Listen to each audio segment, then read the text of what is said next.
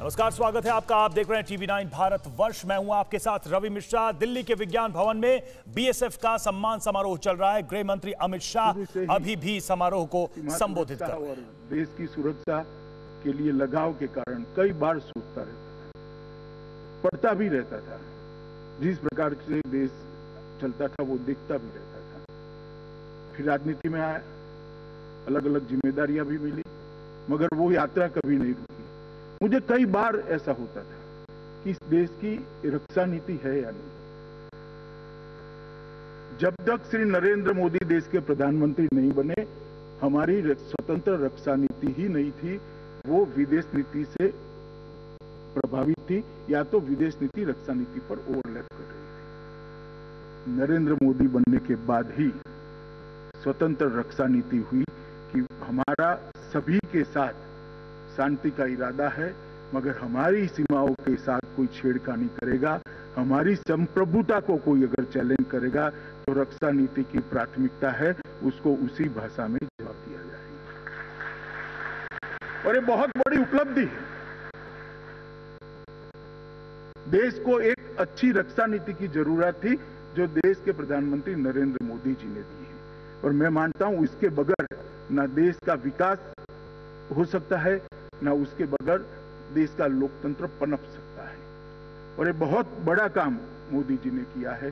मैं कुछ उदाहरण देना नहीं चाहता, सबको मालूम है। हमने इसको जमीन पर भी उतारने का काम किया है। आज मैं यहां पर आया हूं तब इतना जरूर कहूंगा कि सीमा सुरक्षा बल के सारे जवान गांवों के साथ जुड़े हैं, गांवों के साथ लगे हैं। परंतु मेरा आप सबसे अनुरोध है कि सीमावर्ती गांवों में से पलायन रुके, इसके लिए भी हमें विशेष ध्यान देना पड़ेगा। ये हमारी जिम्मेदारी है।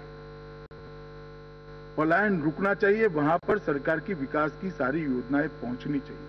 कलेक्टर के साथ रहकर, डिस्ट्रिक्ट एडमिनिस्ट्रेशन के साथ रहकर, नागरिकों को अपने अधिकारों से जागरूकता देकर अगर हम इस दिशा में आगे जाते हैं तो मुझे लगता है कि बहुत बड़ा हम सीमा सुरक्षा के लिए काम करेंगे।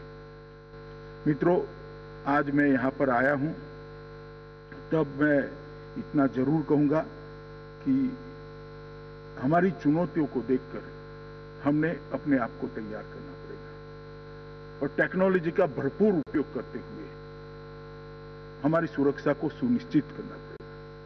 मैं गया था जोधपुर, वहां देखा एक डीआईजी थे, उन्होंने एक बहुत अच्छा टेक्निक से सीमाओं की सुरक्षा का मॉडल बनाया था। अब धीरे धीरे वो मॉडल को